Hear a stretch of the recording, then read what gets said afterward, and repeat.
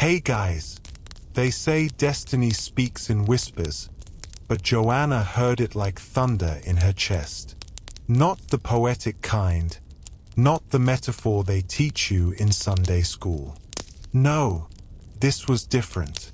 She heard voices, real ones, divine ones, celestial customer service on a private line, and they weren't calling to ask how she was doing.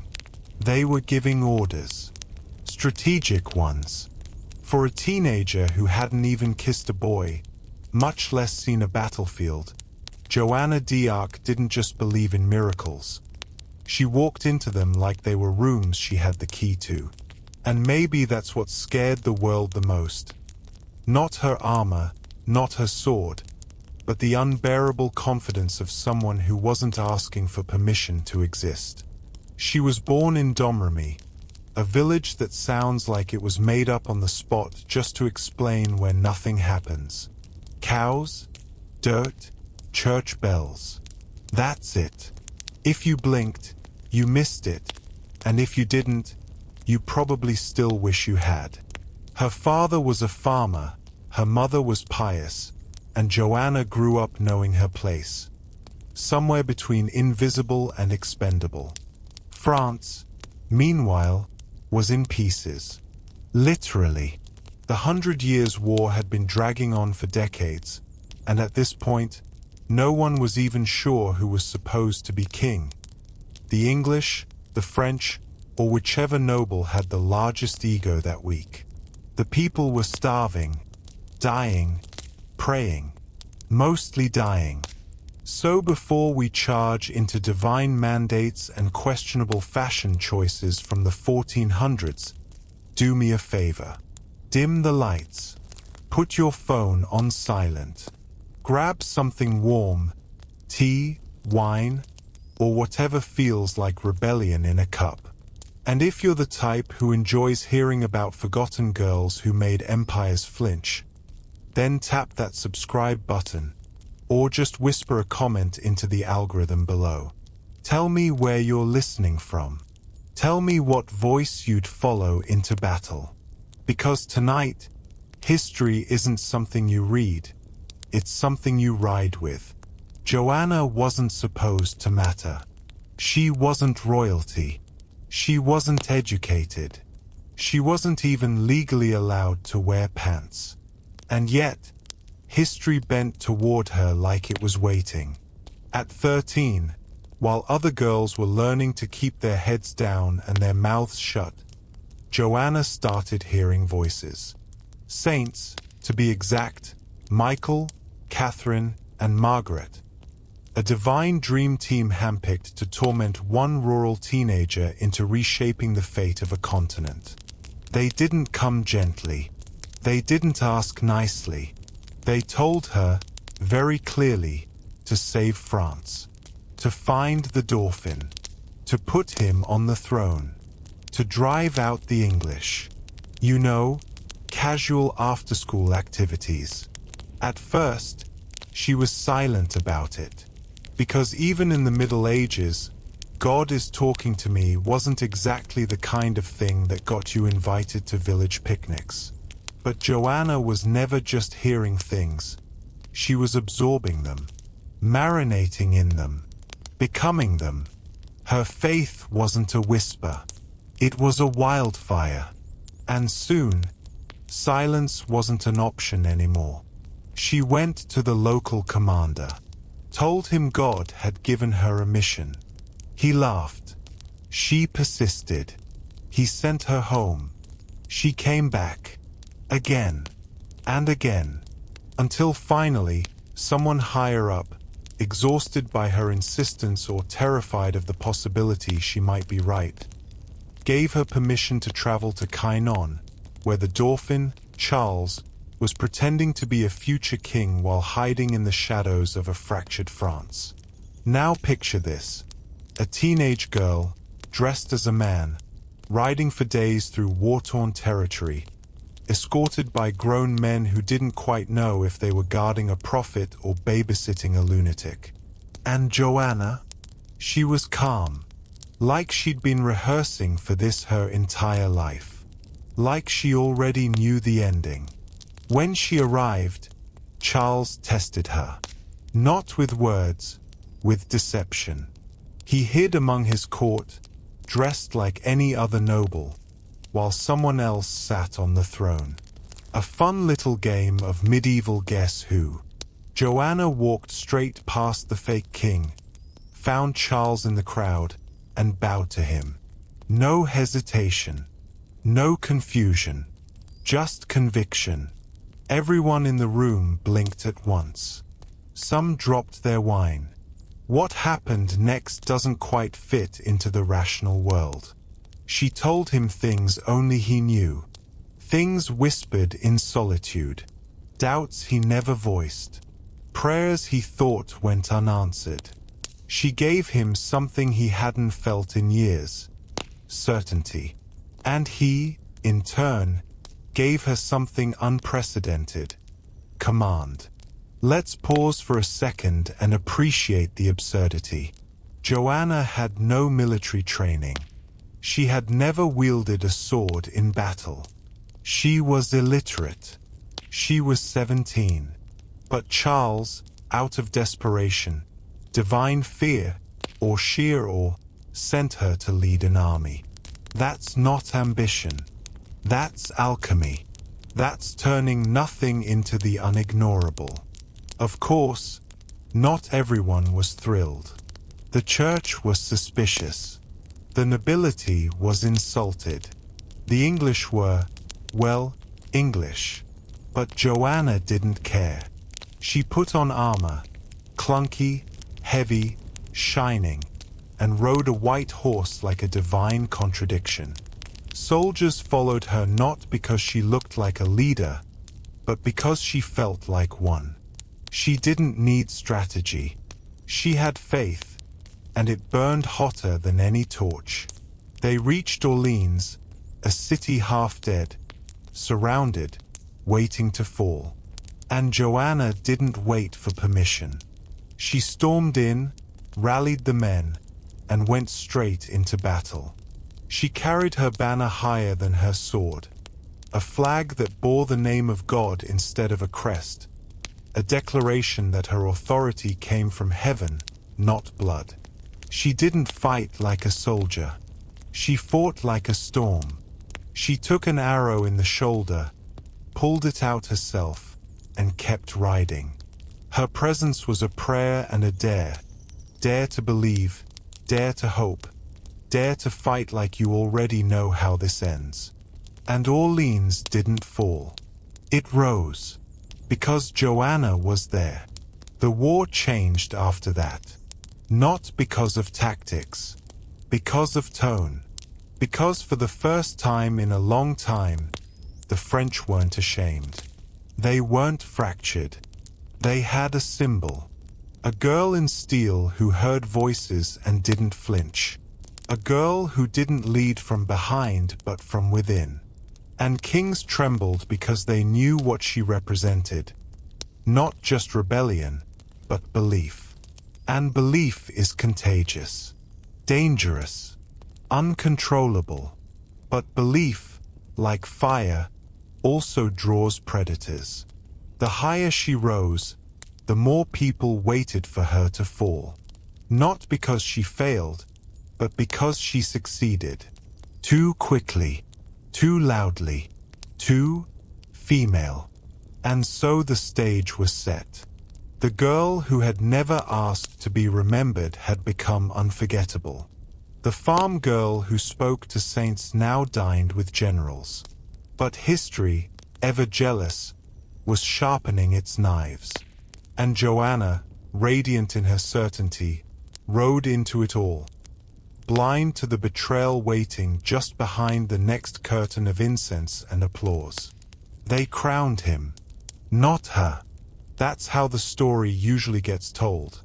A teenage girl walks through fire, breathes belief into dying lungs, and turns the tide of a century-long war, only to be handed a front-row seat while someone else gets to wear the crown.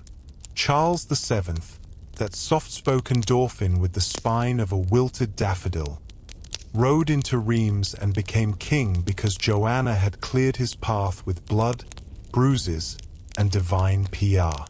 And yet, on that golden day of anointing, she stood off to the side, holding her banner like a bridesmaid with too much backstory, smiling, silent, as if none of it was for her.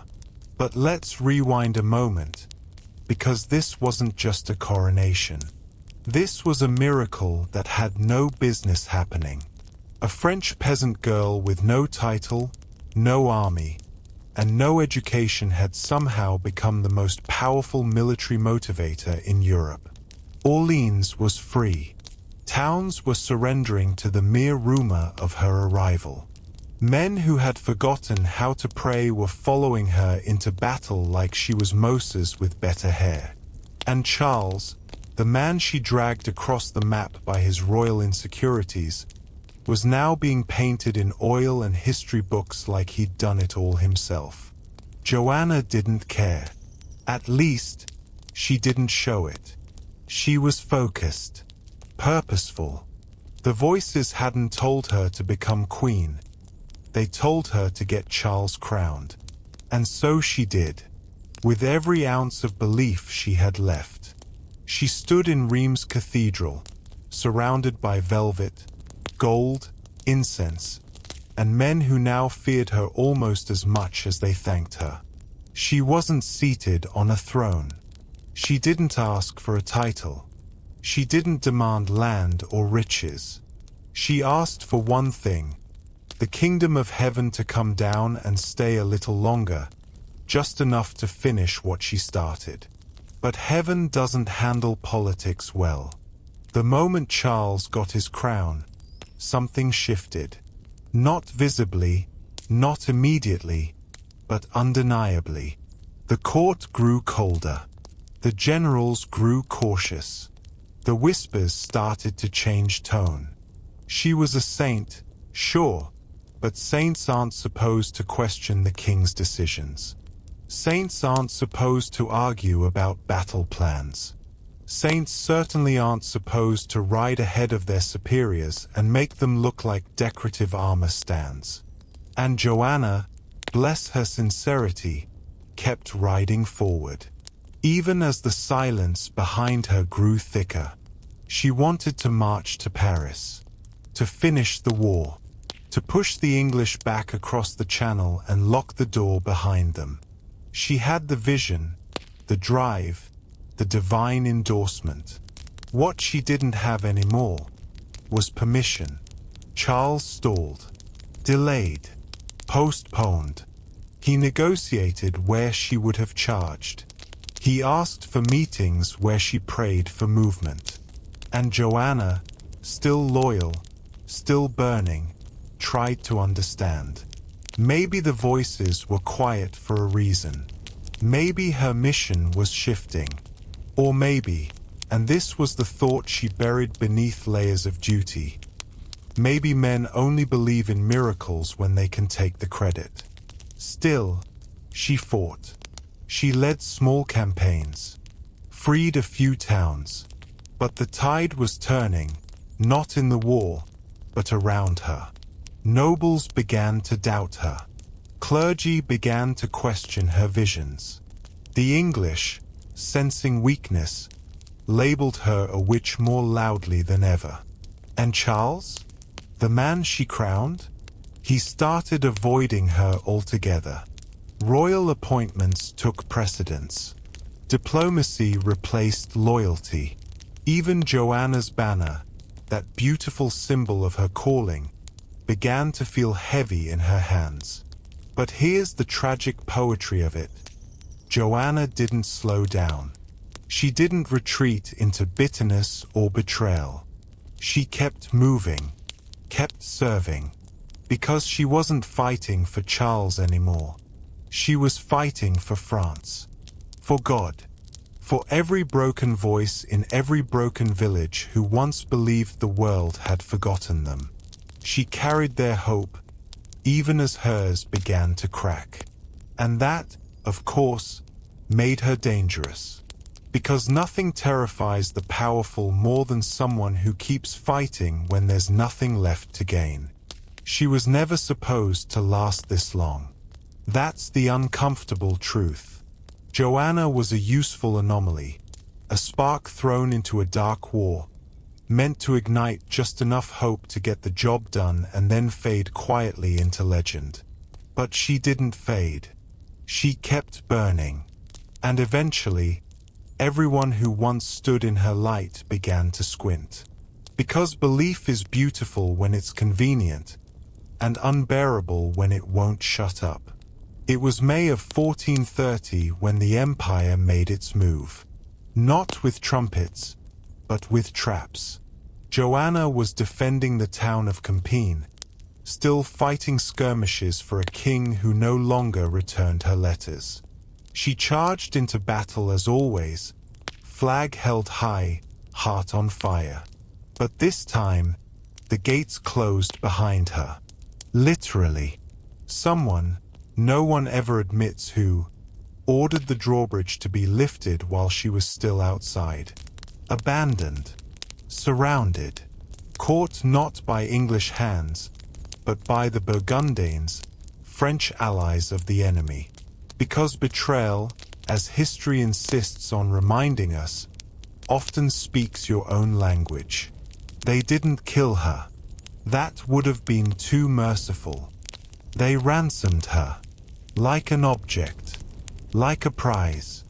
They knew what she was worth, not in gold, but in fear. The English, ever eager to put a girl in her place, bought her for 10,000 livres. A steal, really, for the chance to publicly dismantle a saint. And Charles? The man whose head she'd personally delivered a crown for? He did nothing. Not a letter. Not a negotiation. Not a whisper of rescue. It's almost impressive how completely he managed to erase her from his conscience. As if sainthood was seasonal and he'd moved on to warmer weather. So Joanna was dragged to ruin, shackled like a criminal, and handed over not to soldiers, but to priests. Because swords can kill the body, but doctrines kill the soul. And the church, terrified by what she represented, a girl who bypassed their hierarchy and spoke to God without clerical approval, needed her gone. Not just dead, discredited, erased. The trial was a circus dressed in liturgy. 70 charges. Everything from heresy to wearing men's clothes. Imagine being threatened with execution for cross-dressing while literally fighting for your country. The court was a collection of theologians with vendettas and English bribes clinking in their pockets. They questioned her endlessly, hoping to trip her, confuse her, make her contradict herself. But Joanna? She answered with the patience of a prophet and the precision of a knife. They asked her if she believed she was in God's grace. She replied, "If I am not, may God put me there, and if I am, may God so keep me." It was a perfect answer. Too perfect. Her accusers squirmed. Day after day, they pressed her. On the voices. On her visions. On her clothes. They dragged her through theological traps most bishops would stumble over, and she stood her ground. Alone. 19 years old. Starved, sick, sleeping on stone, and still holding her truth like a sword no one could pry from her fingers. But truth alone was never the goal. They wanted submission, humiliation, a confession, not of guilt, but of regret. They needed her to kneel, not for forgiveness, but for their pride. And for a moment, a brief, exhausted moment, she gave in. She signed a recantation, probably not even knowing what it said, probably just wanting it to stop. And then they betrayed her again. They tossed her back in prison. took away her dress, gave her male clothing again, and then accused her of relapse. A trick wrapped in dogma. And with that, they had what they needed. They sentenced her to death. Not because she was dangerous, but because she wouldn't play dead. They burned her. Not metaphorically, not poetically, literally.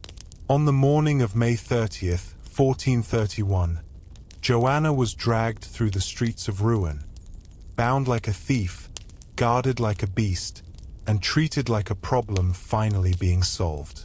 She was 19, and the crowd, oh, the ever-loyal crowd, gathered not to save her, but to watch.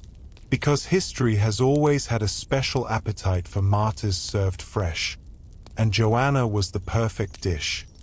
Young, inconvenient, and far too bright to be left alive.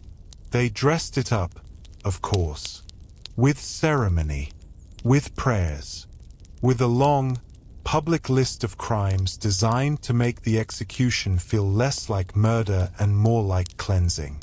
Heresy, cross-dressing, sorcery, pride. As if any of those were deadlier than the fear she put in the eyes of men with crowns and robes. They didn't kill her for disobedience. They killed her because obedience was never an option she offered them. She stood at the stake, wearing a paper hat that read relapsed heretic. A final insult from a system that had no idea what to do with someone who wouldn't stay broken. And as the flames rose, she called out one name, Jesus. Not Charles, not revenge, just the one voice that had never abandoned her. And then, silence. The kind of silence that echoes for centuries. But here's the thing about fire. It's terrible at erasing legends. Sure, it can scorch the body, blacken the walls, make the crowd look away. But it can't unmake belief. It can't silence the whispers that come after. It can't stop a girl from becoming more dangerous dead than she ever was alive. The executioners scattered her ashes in the Seine, hoping to leave no relics, no tomb, no trace.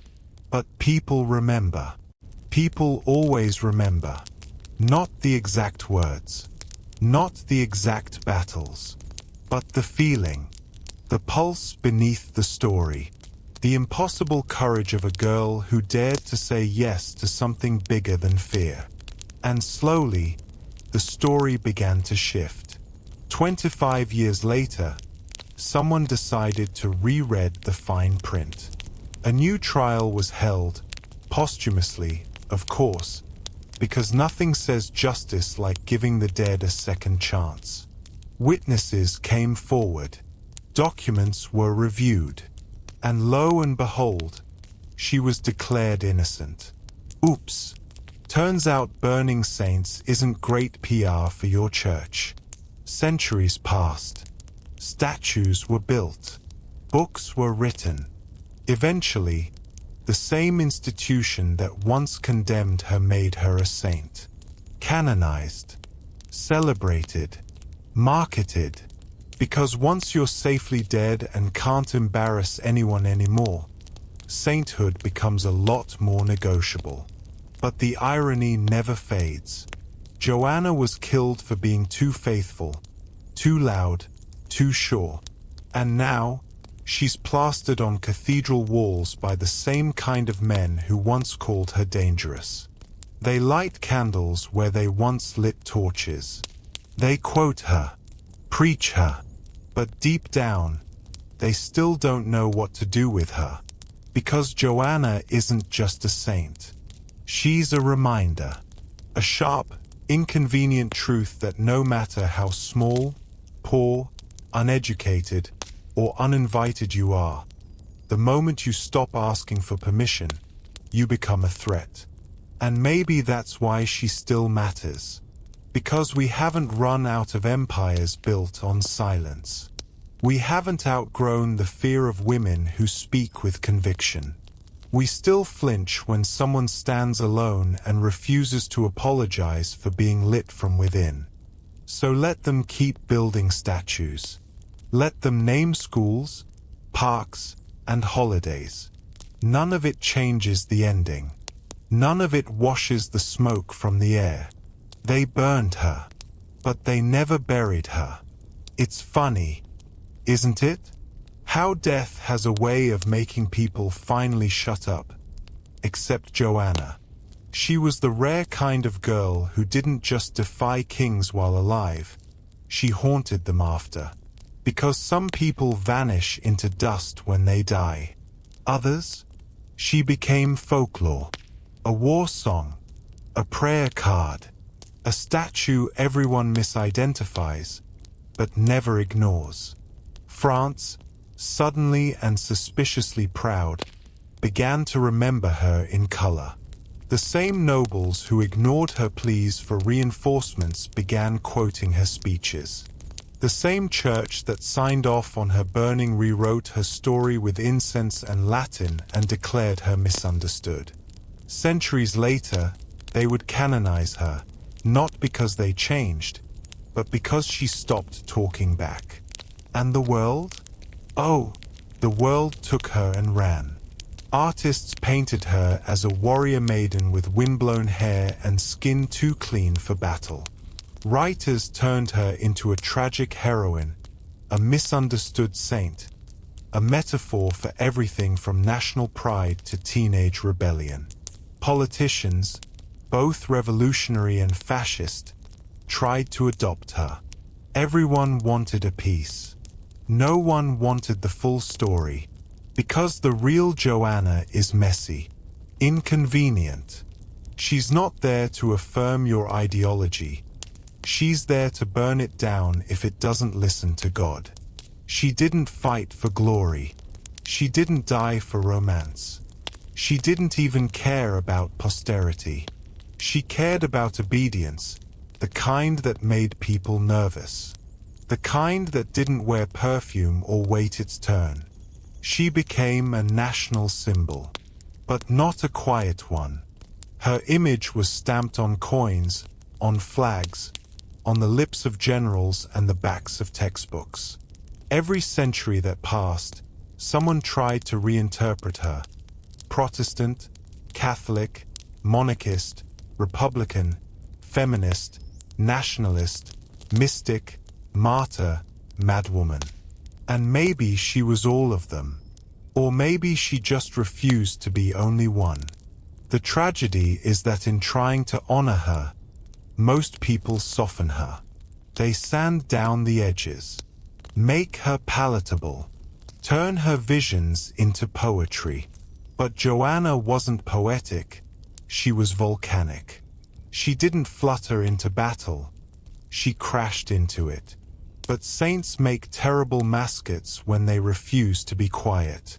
So history tried to manage her, frame her, put her in stained glass. Because a girl with that much fire is easier to handle when she's reduced to flickering candlelight. And still, she leaks through. In every young person who speaks up when told to sit down. In every girl who trades lace for steel. In every voice that cracks with fear but doesn't stop speaking anyway. That's Joanna, not the saint on a pedestal, but the whisper in your ribcage that says, you don't need their permission. She didn't just fight the English. She fought every system that said she wasn't enough. Not noble enough, not male enough, not educated enough, not quiet enough. And she won. Not because she lived, but because they couldn't forget her once she was gone. You see, Joanna d'Arc didn't have an afterlife. She became one. Power doesn't fear chaos. It thrives on it. It doesn't fear war, either. War is profitable, predictable, and preferably fought far away from velvet chairs. But power does fear something else entirely. Something smaller. Something quieter. A single person, one inconvenient soul. who believes in something untouchable, who won't be bought, won't be silenced, and worse, won't wait. That's what Joanna was. Not an army, not a queen, just a girl who moved like a storm and didn't flinch when the world blinked. That terrified them, because Joanna didn't care about politics. She didn't know the difference between royal factions or papal alliances. She didn't maneuver for status or wealth. She wasn't performing. She was obeying. And that made her unpredictable, which, in the language of kings, is code for unacceptable. Empires are built on hierarchy, not honesty, on ceremony, not conviction. And Joanna rode straight through their architecture like she couldn't even see it. Imagine how that must have looked. The Dauphin, Charles, soft-palmed, diplomatically exhausted, born to a legacy of hesitation, standing next to a girl who believed more in his crown than he ever did. That's not inspiration. That's humiliation. Every time she opened her mouth, he looked smaller. Every time she won a battle, he lost a little more control. And you can only thank someone for saving your throne so many times before you start resenting them for being able to do it. And it wasn't just Charles. It was the church. It was the nobles. It was the generals who had spent their entire lives failing upward. They were trained, pedigreed, ordained. And then comes Joanna, barefoot faith wrapped in armor, making them all look like footnotes in her gospel. She heard voices, but they heard footsteps, hers, coming straight for their comfort. That's why they let her fall. That's why they didn't negotiate for her release. That's why, when she was paraded through the farce of a trial, they all looked the other way. Not because they doubted her, but because they didn't want her back. Joanna didn't just confront the enemy. She confronted the mirror. She exposed the cowardice of leaders who wanted glory without sacrifice. And worse, she made the people believe in something bigger than borders, in something deeper than bloodlines, in the wild, dangerous idea that maybe, just maybe, the divine could speak through someone who didn't own land. That's the kind of idea that burns cities, or builds them. But kings don't want prophets. They want puppets. And Joanna had no strings. Her voice wasn't trained in rhetoric. Her strategy wasn't born in a war room. Her leadership didn't come from birthright. It came from fire, the kind that lights up dark rooms and forces everyone inside to ask uncomfortable questions. She was proof that one person can change everything. And that's not inspiring. That's destabilizing. That's why, to this day, you'll find politicians quoting her, but not too closely. Statues of her, but placed carefully. Sermons about her, but only the parts that are convenient. Because the real Joanna doesn't fit into speeches. She doesn't sit still on pedestals. She moves. She questions. She defies. And every time someone rises up against a system that forgot how to listen, she rises with them. Because what kings fear more than swords is a girl who doesn't need one to start a revolution. They tried to scrub her clean, wash off the dirt, file down the edges, turn her into something less sharp. After all, saints are supposed to be soft, aren't they? Gentle, decorative, harmless. Saints are meant to sit quietly on stained glass windows while incense drips from someone else's authority. They're not supposed to challenge power. They're supposed to bless it. But Joanna never got that memo. The church that once condemned her found itself in an awkward position. People wouldn't shut up about her. Miracles were being reported. Pilgrimages were happening. Songs were being sung by the very peasants who once buried their sons while their bishops dined in gold-trimmed silence. Joanna was becoming uncontrollable again, and this time, not even torch could stop her. So they did what institutions always do when the people love a rebel. They branded her as theirs. It took almost 500 years, but in 1920, they finally canonized her, made her a saint, declared her voice to be divine, not dangerous, declared her visions to be real, not heretical, and most importantly, declared her officially useful.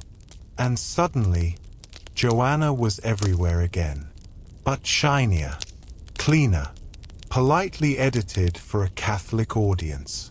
The problem? The real Joanna never fit the mold they built for her. She didn't die whispering prayers and accepting God's will. She died screaming in smoke and betrayal. She didn't passively endure, she defied. She challenged popes, kings, soldiers, theologians, and fate itself. She wasn't martyred for her beliefs. She was eliminated for refusing to give them up.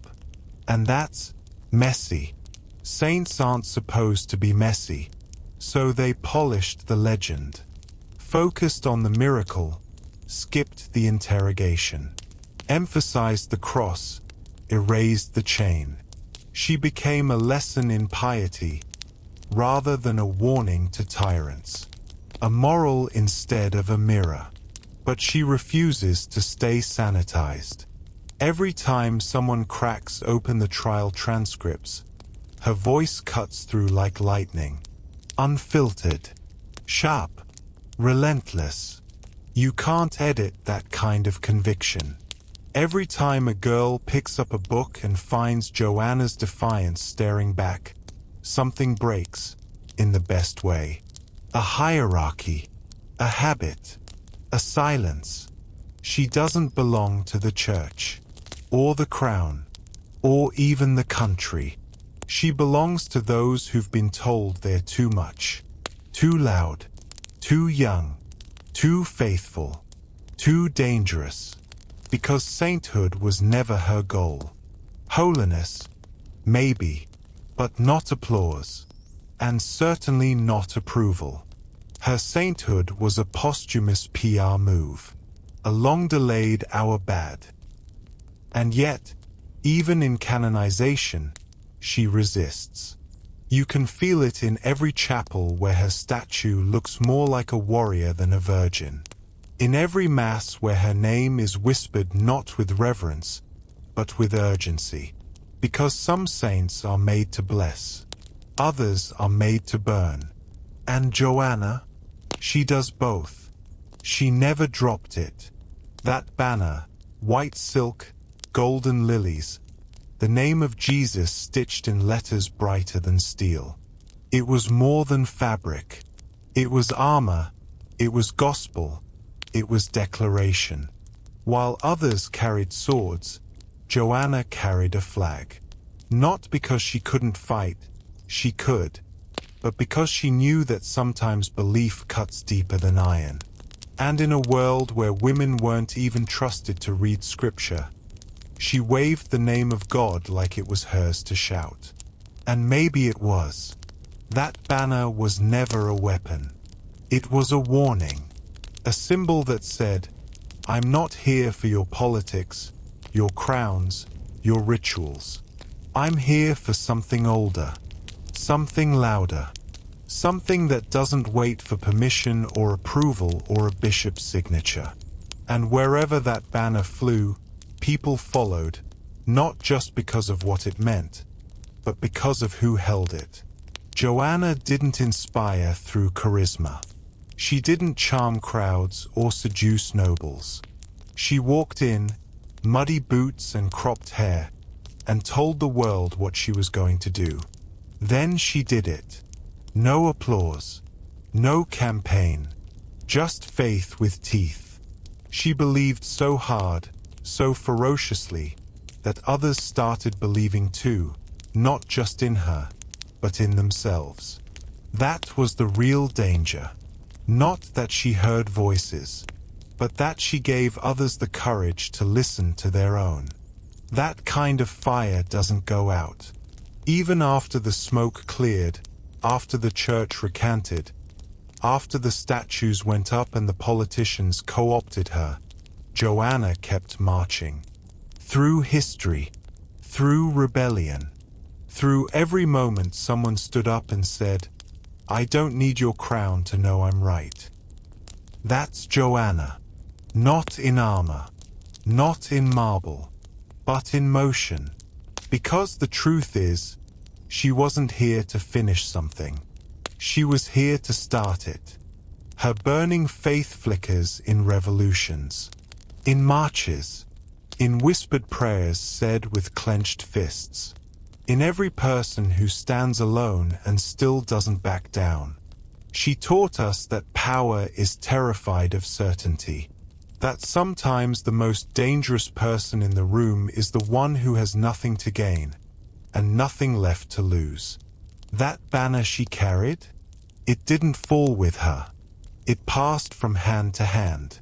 Invisible, maybe, but you can feel it when someone speaks truth to silence. When someone walks into a room they were never meant to enter and refuses to leave. When someone looks at the fire meant to destroy them and says, "Light it." Because belief doesn't end in flames. Sometimes, it begins there. There are saints who whisper. And then there's Joanna d'Arc, the girl who didn't whisper, didn't wait, and didn't care that heaven hadn't scheduled a press conference. She didn't walk into history like a blessing. She kicked the doors open like a wildfire with a mission. And while everyone else looked up for divine permission, Joanna stared straight ahead, into the mud, the blood, the crownless kings, and said, "I already got the message. Now move." She answered too loudly, louder than priests, louder than kings. Because when the institution paused, she acted. When the powerful hesitated, she charged. And when everyone else translated faith into bureaucracy, Joanna translated it into movement.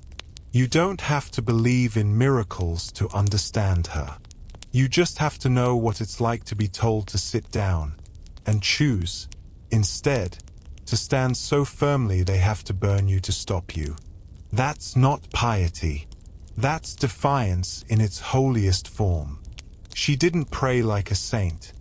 She prayed like a soldier with something to prove. Her faith wasn't calm, it was confrontational. The kind that doesn't just light candles, it flips tables. And if God was speaking, well, he had competition. Because Joanna didn't just believe. She embodied. She bled belief. She wore it like armor, spoke it in commands, and made it impossible to ignore.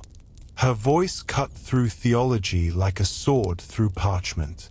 No apologies, no footnotes, just spark. She was the girl the church couldn't control, the military couldn't claim, and the monarchy couldn't thank fast enough to stay safe. So they all did the same thing in the end. They stepped back and let the fire eat her. And maybe that's when she became immortal. Because Joanna's not remembered for her victories, though they were many. She's remembered for being impossible, for standing in a world built to keep her silent and refusing. Again, and again, and again. She turned obedience into revolution, and a quiet village girl into a voice louder than empires. So yes, they killed her, but they couldn't contain her. And long after the bishops went back to their robes, and the kings to their gold, Joanna remained. Not just in stories, in echoes, In every voice that says, I'm not supposed to be here, but I am. Some names dissolve, washed away by time, forgotten in footnotes, buried under marble and apathy. But not hers. Joanna d'Arc was never meant to vanish. Her name wasn't carved to erode. It was shouted, scorched, stitched into banners and whispered into revolutions. Her story wasn't preserved because it was convenient. It was preserved because it refused to die. And maybe that's the real miracle. Not the voices, not the victories, but the fact that, centuries later, she still walks beside us. Every time someone speaks truth to power with shaking hands. Every time a girl picks up something heavy and says, "This is mine now." Every time someone walks into a room they weren't invited to and stays anyway. That's Joanna. Not just the girl in the armor, but the fire behind your ribs when you know you're right and they know you're not allowed to be. Her name lives in protest chants, in classrooms, in prison cells, in battlefield memorials and teenage notebooks. It hangs in the air when someone refuses to betray what they know is true. Not because it's easy, but because it's holy. And no, she wasn't perfect. She was human, unfiltered, stubborn, sometimes reckless, always inconvenient. But she was never afraid to believe out loud, to make the world small enough to face and big enough to change. The kings who feared her are gone. The priests who condemned her are forgotten. But she's still here. In books, in prayers, in statues that somehow still look defiant, even when cast in stone. Her name is a match, something that doesn't warm, it ignites. You don't have to hear voices to understand her. You just have to have one of your own, and be brave enough to use it. Because Joanna d'Arc didn't exist to be remembered. She existed to remind us. They tried to silence her, burn her, bury her beneath centuries of incense and official apologies. But Joanna d'Arc didn't vanish, she multiplied. She became a voice that no longer needed a tongue. A fire that didn't ask for oxygen.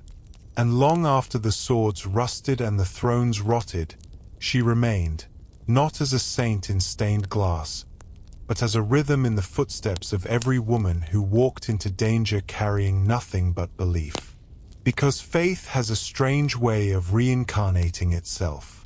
Sometimes in armor, sometimes in scars, sometimes in a whisper carried across oceans, until it lands in the lungs of someone who wasn't supposed to survive, and yet does. Someone who was born in chains, and decided that freedom wasn't something you ask for. It's something you take. And so the fire that once burned in Domremy smoldered again. Not in castles, but in cotton fields. Not in cathedrals, but in swamps and stars. Not in French, but in the rustling of sugar cane. And it spoke, once again, to a girl who should have disappeared before history even noticed her. But Harriet Tubman didn't disappear. She watched the world declare her unworthy, and walked straight through it like it was lying.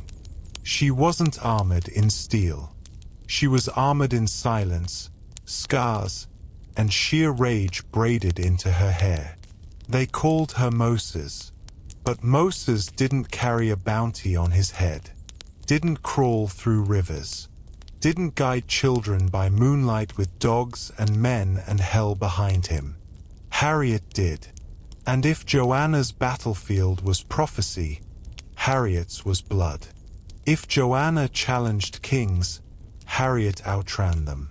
So sit back, because the next part of this story smells less like incense and more like gunpowder and pine. It doesn't wear silk. It wears dirt. It doesn't begin with a crown. It begins with a chain, and the sound of it breaking. She was born Araminta. But history doesn't always remember the name you were given. It remembers the one you earn. And Harriet wasn't chosen because it was pretty. It was armor, a severing, a statement, a middle finger to the name she wore in bondage. Because when you're born into a world where your breath is already someone else's property, the first rebellion is deciding that your soul is yours. She was born sometime around 1822 in Dorchester County, Maryland, though the records are fuzzy because no one bothered keeping careful birth dates for human possessions. Her parents were enslaved. Her siblings were enslaved. She was enslaved. And if the world had worked the way the men in power designed it, that would have been the end of the story. She would have worked the fields, been beaten into obedience, died quietly in some corner of someone else's land, forgotten. But Harriet had a different kind of silence inside her. Not the kind that submits, the kind that watches, waits, learns the pattern of the whip and the weakness of the man holding it. She didn't learn to read, but she read people. And what she read was this: no one was coming to save her. Not the North, not the law, not even God, unless she moved first. She was a child when she took her first hits. One blow to the head by a heavy metal weight, meant for another slave, nearly killed her, left her with lifelong narcolepsy, visions, and chronic pain. But also something else. A divine rhythm that pulsed behind her eyes, a constant awareness that she was never entirely alone. Some called it a brain injury. Others called it prophecy. Harriet didn't care what they called it. She just knew that when the voices whispered, she listened. And one day, they said, "Run." She didn't ask permission. She didn't wait for perfect timing. She didn't even tell most of her family. She just slipped out of the system one night like breath through broken teeth. A crack in the machine. No map. No money. Just faith and feet. She walked, crawled, hid, ran.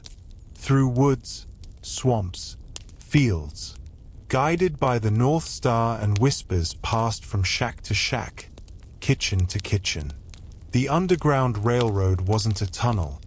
It was a human chain of courage, built in secret and fueled by the quiet rage of those who'd had enough. When she finally crossed into free land, she said, "I looked at my hands to see if I was the same person." But she wasn't. She was unshackled, reborn. Not because the law recognized her freedom, but because she'd taken it with her own hands. And here's the part that makes her terrifying to history. She went back. Most people would run once and never look back. Harriet ran, and then turned around. She went back into the belly of the beast again and again, pulling people out like fire from the jaws of death. She didn't guide slaves. She stole them, right out from under the system that owned them. And she did it without hesitation, without apology, and without losing a single soul under her care. This wasn't charity. This was war. And Harriet? She was the general no army saw coming. It wasn't a railroad. There were no tracks, no tickets, no stations. Just fear, hunger, and darkness, and a woman who moved through all three like she owned them. The Underground Railroad was built on whispers and risk, mapped in memory and moonlight, and every time Harriet Tubman stepped into it, she made the impossible look like a round-trip errand. The trains didn't run on coal. They ran on nerve. And Harriet? She was the engine that wouldn't break. They called her Moses. But Moses never had a price on his head. Never had slave catchers with bloodhounds tearing through the swamps after him. Never had to dodge betrayal from both strangers and friends. Harriet did, and she kept going. She carried no weapons at first, just conviction. But conviction alone doesn't hold off a man with a musket. So eventually, she brought a pistol. Not for the enemy, for the hesitant. Because if you signed on to run with Harriet, there was no turning back. No second thoughts. No, maybe I should go back to the plantation. She'd look you in the eye and say, "You'll be free, or you'll be dead." And she meant it. She made trip after trip, through hostile towns, across icy rivers, into cabins where freedom was passed hand to hand like contraband. She memorized routes, created signals, trusted no one completely. Her routes changed constantly, because death had a habit of watching, and she was always one step ahead of it. And let's be clear, this wasn't some grand network funded by idealists in top hats. The Underground Railroad was duct tape and desperation.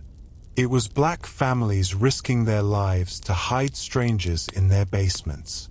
It was Quakers sending coded letters by candlelight. It was children keeping secrets and old women pretending not to see. And in the middle of it, Harriet, moving through the country like a rumor with a backbone. Sometimes she led groups of 2, sometimes 20, but she never lost a soul. Not one. In over a dozen missions across more than a decade. That's not just bravery. That's logistics. That's planning. That's divine, tactical audacity. She studied weather patterns, read landscapes, timed her moves with such precision that generals would later ask her to help plan war strategies. She didn't have maps. She was the map. Every tree, every creek, every safe house.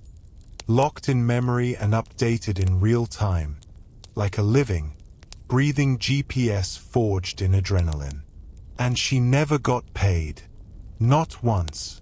She funded her journeys through scraps, donations, and pure grit. The country that enslaved her never gave her a salary, only wanted posters. So why did she keep going back? Because every time she made it out, she saw someone else who hadn't. Every time she took a breath of free air, it tasted incomplete. Freedom, for Harriet, was only real if everyone could reach it. Her own liberation wasn't enough. It was just proof of concept. And if Joanna d'Arc had carried a banner into war, Harriet carried memory. Of chains, of pain, of the people she refused to leave behind. Because she wasn't running away. She was running towards something. And she was bringing the whole damn South with her. She wasn't just wanted. She was feared. Not like a beast. Like a myth. Like a ghost that walked through locked doors and stole futures right out from under the plantation porch. Every time a slave disappeared, the name whispered in angry rooms wasn't God, it was Harriet. And that's when the price went up. $10,000. For a woman who couldn't read, owned nothing, and wasn't even considered fully human under the law. $10,000, because freedom was more expensive than cotton. She had no army, no title, no land, just a reputation that moved faster than horses and sharper than chains. Slave owners described her in hushed tones, like she was a spirit you had to outpray. The posters said wanted, dead or alive, but between the lines, they meant, we don't know how to stop her. Because how do you kill someone who refuses to stay in one place long enough for the shot? Harriet didn't hide. She vanished, slipped into shadows and rivers, trees and swamps. She changed names, changed routes, changed everything but the mission. She'd knock on the back of a cabin door in the middle of the night and whisper, "It's time," like a storm with a schedule. And people, exhausted, terrified, starving, followed her into the woods because somehow she made the darkness feel safer than the daylight. And she never once lost control. She disguised herself as a man, as an old woman, as madness in motion. Once, she pretended to read a newspaper while eavesdropping on her own bounty, in a town where her face was literally nailed to walls. That wasn't luck. That was warcraft. That was a woman who knew the terrain of fear better than the men who tried to map it. And the ones chasing her? They never understood what they were up against. They thought they were hunting a criminal. What they were actually chasing was an idea, the kind that doesn't bleed when you shoot it. They thought they were pursuing one woman. But every time Harriet crossed state lines, she wasn't alone. She was bringing echoes, proof, contagion, a living rumor that slavery had a weak spot, and it looked a lot like a woman with a headscarf and a plan. And still, she walked, back and forth, again and again, through snow and storm, over jagged mountains and into enemy towns, with a revolver on her hip and gospel in her bones. She wasn't reckless, she was relentless. Every movement was calculated, every risk weighed. She listened to instinct like it was scripture and adjusted accordingly. And when the noise got loud, when dogs barked and guns cocked, she disappeared again. Not because she was magic, because she refused to be caught. And here's the part that still stings the ego of every system that tried to crush her. They never did. Not once. Harriet Tubman was never captured, never broken, never bought. Not because they didn't try, but because freedom, once it learns how to run, becomes very, very hard to cage again. They never gave her stars, never pinned medals to her chest, never saluted when she passed. Because in the world of official history, uniforms make the general. But in Harriet's world, authority didn't wear brass. It walked on bare feet through swamps and knew the terrain better than any map. She never asked for a title. She didn't need one. While men were busy drawing battle lines with quills, she was out there redrawing the country with her feet. When the Civil War broke out, the Union suddenly realized that freedom might actually require action, not just speeches. And Harriet, already a legend whispered between plantations, was finally brought in by the North. Not to smile for posters, not to sit at meetings, but to work. And work she did. First as a spy, because who better to slip behind enemy lines than someone who'd been doing it for decades? She gathered intel, organized networks, memorized terrain, traveled under false names with perfect accents and a face nobody dared question. She didn't carry rank. She carried truth. And soldiers followed her, not because they were ordered to, but because she always knew the way out. And then came the Combahee River Raid. June 1863. South Carolina. Picture this.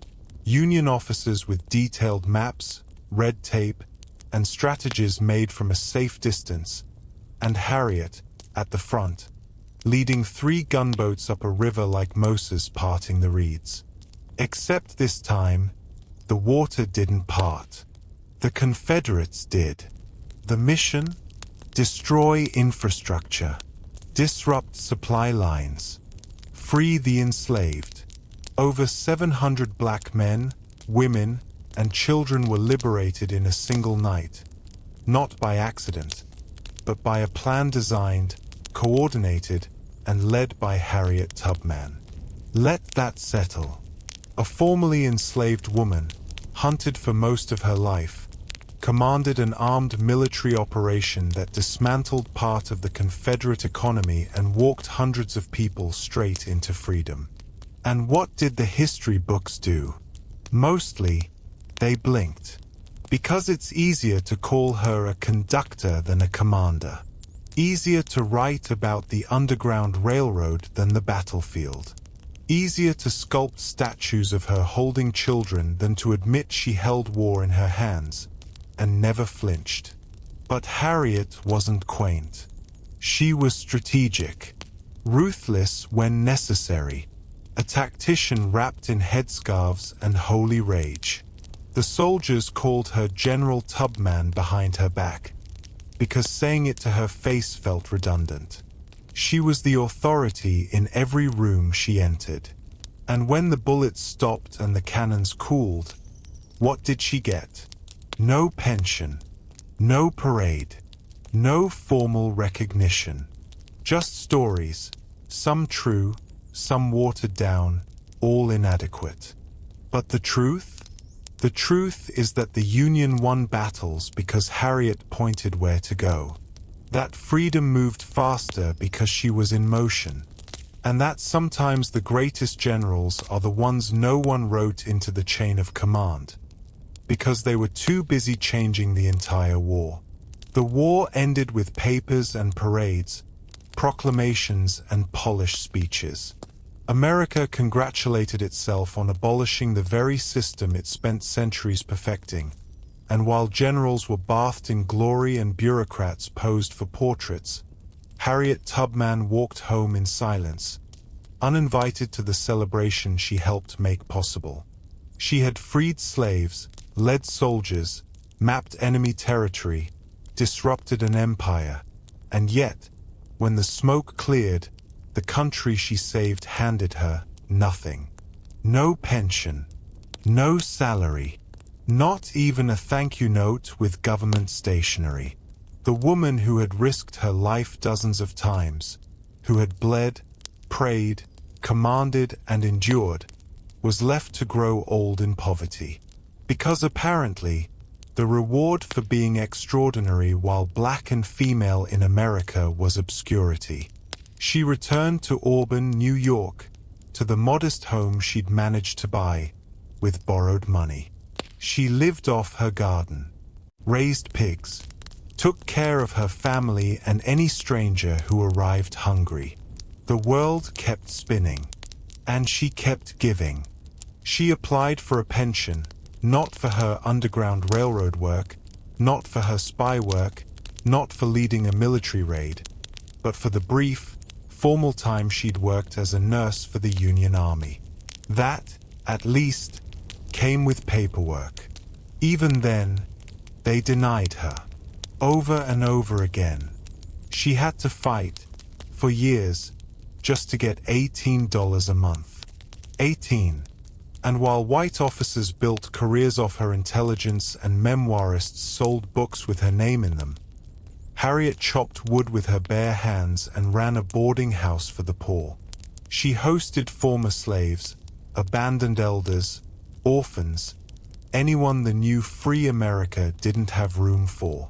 Because while the nation had moved on to building railroads and monuments, Harriet was still patching up the broken people it left behind. And yet, she never stopped believing. Not in the system, she was too smart for that, but in the mission. In the idea that freedom wasn't a moment, it was a process. That justice didn't stop after Appomattox. It had to be tended, like fire. She gave lectures. Not because she liked public speaking, she didn't, but because her story paid for her roof. And even when her voice shook, it was undeniable. She spoke with the weight of someone who had already outlived death more times than anyone should. When she finally married a black Union soldier named Nelson Davis, it wasn't romance. It was resilience. They built a life together, quiet but full. She aged, as all warriors do. Her hands, once steady on revolvers and rowboats, now trembled. Her memory sometimes wandered, but the fire never left her eyes. And as the country industrialized, electrified, reinvented itself into a new kind of machine, Harriet sat on her porch, watching the world forget who made that future possible. And maybe that's the cruelest irony of all, that she made freedom louder, and history made her quieter. But she wasn't bitter. She had always known that the reward for doing the impossible was doing more. They honored her with silence, the kind that tastes like dust. While the country clinked glasses to its newfound freedom, Harriet Tubman sat in her modest home, uninvited to the feast she helped cook. History doesn't always forget. Sometimes it ignores.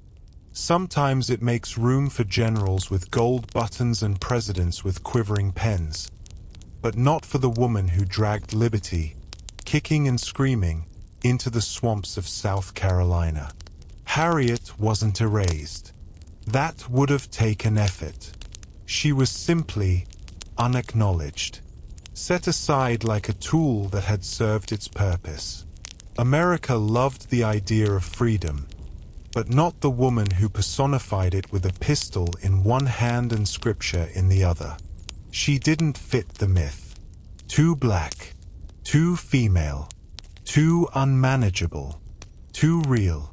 While white suffragettes gathered in parlors to discuss the woman's role in progress, Harriet sat at the back, when she was even allowed in the room. They praised equality while stepping over the very woman who'd risked her life to make it tangible. She gave speeches for votes she wasn't allowed to cast, sat in crowds she had liberated, yet never led. Her name echoed in the margins while others printed their legacies in bold. It's not that she wanted fame. Harriet wasn't built for applause, but invisibility that she never earned. Because legacy, in America, is often about who writes the minutes, not who changed the outcome. And Harriet? She didn't write chapters. She tore out pages. She moved history sideways. And that made people nervous. The kind of nervous that forgets on purpose. When the Civil War heroes were being enshrined in bronze, Harriet's battle was with the Veterans Bureau, trying to get reimbursed for the medical care she gave for free. While white nurses were given pensions, Harriet had to remind the government she had once led troops into fire. While museums curated the swords of dead men, her hat and shawl sat quietly in a church basement. Even when her story was too large to ignore, they softened it, rounded the edges, told it through children's books and watercolor paintings, because a gentle Harriet was easier to teach, easier to market. They skipped the part where she carried a gun, skipped the raids, skipped the rage. They loved her bravery, as long as it didn't come with volume. But legacy isn't built in comfort. It's carved in contradiction. And Harriet's story, left out of textbooks for over a century, is now louder than ever, because it never needed an invitation. It only needed truth. So no, she wasn't seated at the table. But the chair was always hers. The mistake was thinking she needed to be asked. She never needed a pulpit, or robes, or a congregation nodding in rehearsed unison. Harriet's church was the forest, and her altar was wherever she knelt to listen. And listen, she did, not to the voices of men, but to something older, quieter, and far less polite. Her God didn't arrive in stained glass. He came in rustling branches, sudden instincts, and dreams that felt like warnings written in fire. They called her delusional, said the hit to her head made her strange. The fainting spells, the visions, the way she'd stop mid-step and refuse to move, even when a patrol was inches away. But Harriet never flinched, because when the trees spoke, she listened. When the wind changed, she turned. When a presence said, "Not this path," she didn't argue. She obeyed, and it kept her alive. It kept others alive. You don't need a theology degree when your intuition is louder than a sermon. She spoke of hearing God clearly, not in metaphor, not in metaphorical "bless this food" ways, but in "turn left now, wait until sunrise, this man will betray you." She didn't explain it. She didn't justify it. She just knew. And honestly, that made people more nervous than her gun. Because it's one thing to fight slavery with strategy. It's another to suggest that the universe itself is on your side. Harriet didn't preach, but her presence was a homily. Her decisions were doctrine. And her silence, the way she could stop an entire group of terrified people with a raised hand in the dark, that was sacred. No hymns, no choirs, just breath and belief. Her faith wasn't soft. It didn't soothe. It demanded. It screamed through visions and scars. She didn't talk about God. She talked with him. Argued. Even. Asked questions. Got answers. Acted on them. Because her faith was forged in chains and tested in mud. And anything less than divine would have snapped a long time ago. People wanted to call it luck, coincidence, madness, because if it wasn't, then they had to admit that God had chosen a poor, illiterate black woman as his instrument, and not the ones with pulpits and polished shoes. Harriet didn't care what they called it. She had work to do, lives to save, paths to carve through woods so dark you could hear your heartbeat ricochet off the trees. And through it all, she followed that voice, that knowing, that unshakable, inconvenient, holy interruption. Because while slave owners held Bibles and quoted obedience, Harriet walked into danger with nothing but trust, and came out the other side every time. She didn't need religion. She had a relationship, and the forest always answered. They said she was small, frail, even, barely 5 feet tall, spine curved from years of labor, head bowed from a wound that never fully healed. And yet somehow, she kept moving while entire governments collapsed from the weight of their own cowardice. She didn't just survive, she outlasted. Every system that tried to chain her. Every man who tried to own her. Every whisper that said she won't make it this time. She made it. Again. And again. And again. Harriet Tubman didn't get tired. The world just got tired of trying to catch her. And it wasn't just physical. Her endurance wasn't in her legs. It was in her will. In the way she kept showing up. For decades. For strangers. For a country that kept handing her broken promises and empty thanks. She stayed. She kept building. Kept freeing.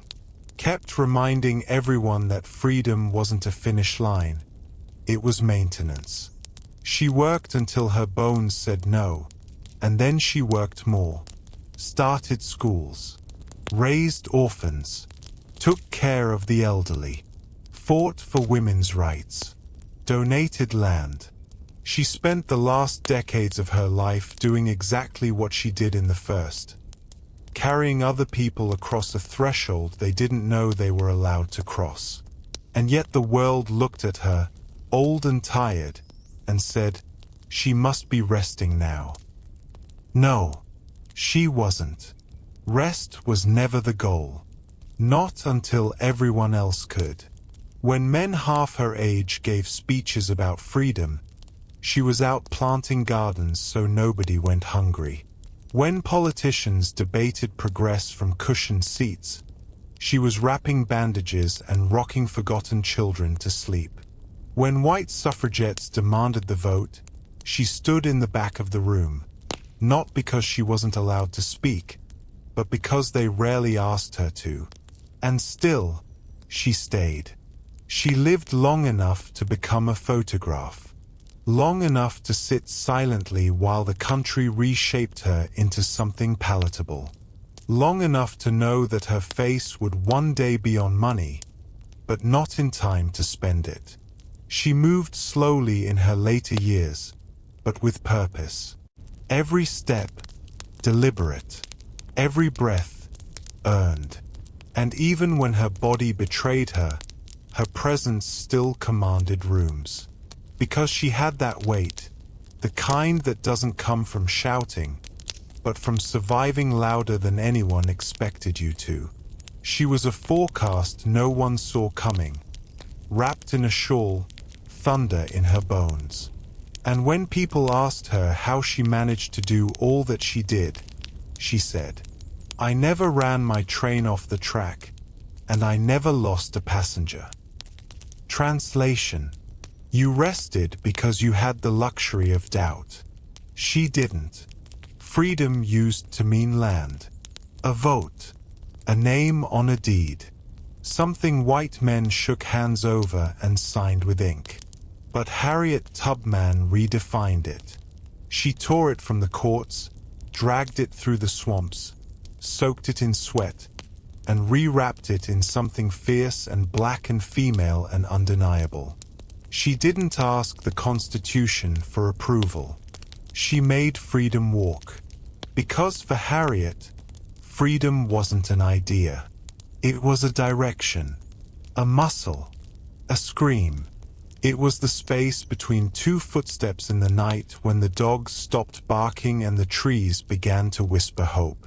It was watching someone who had never seen the moon as anything but a symbol of suffering suddenly look up and realize it was a compass.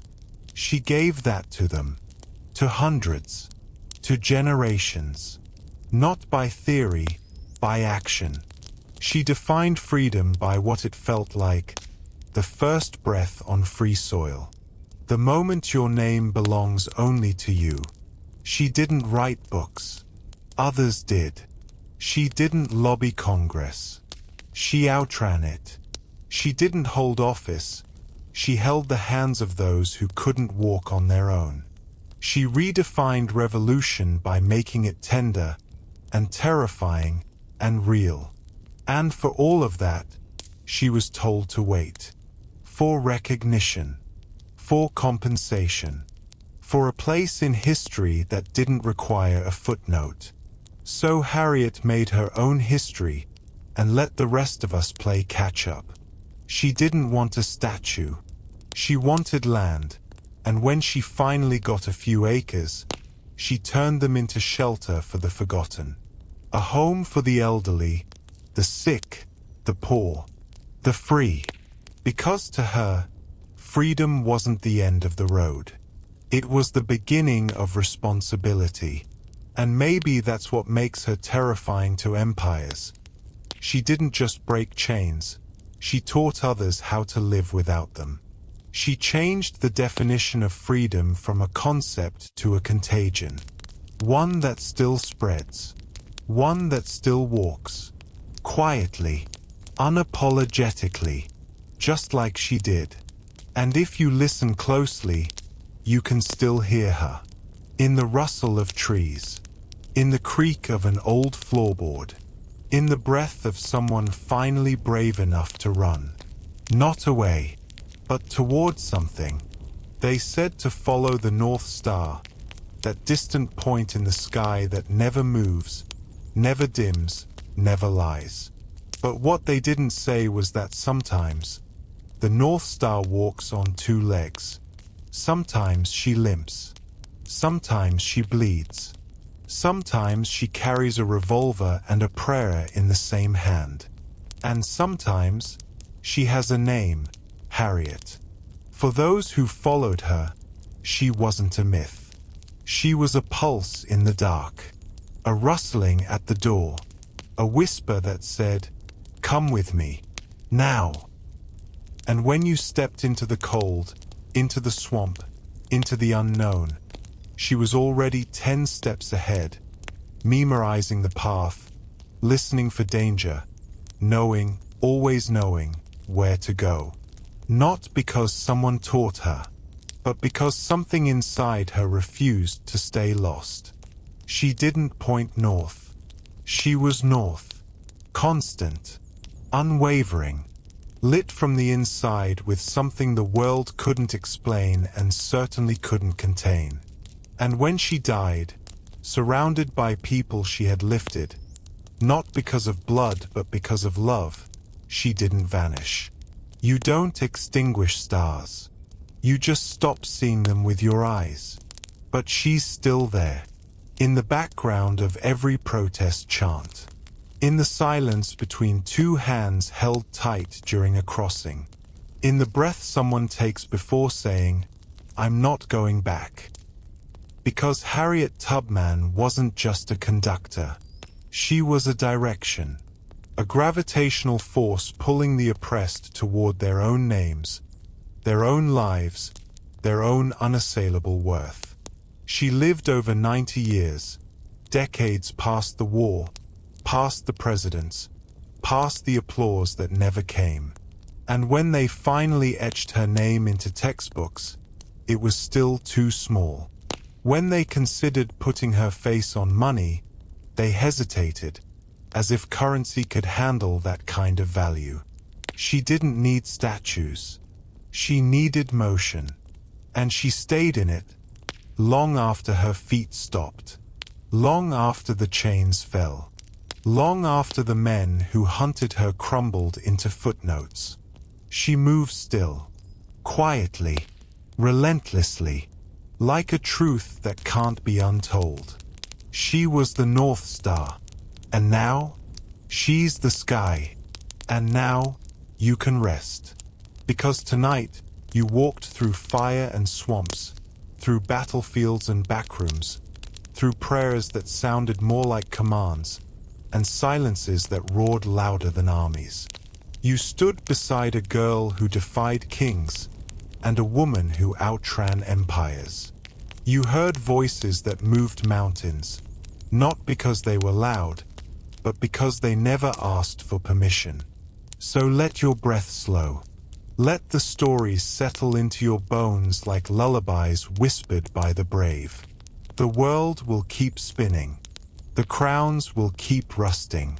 But somewhere, in the quiet of this night, the footsteps of Joanna and Harriet still echo, reminding you that belief, when carried by the right hands, can crack open any prison. Thank you for walking this far. Sleep well. We'll meet again in the next revolution.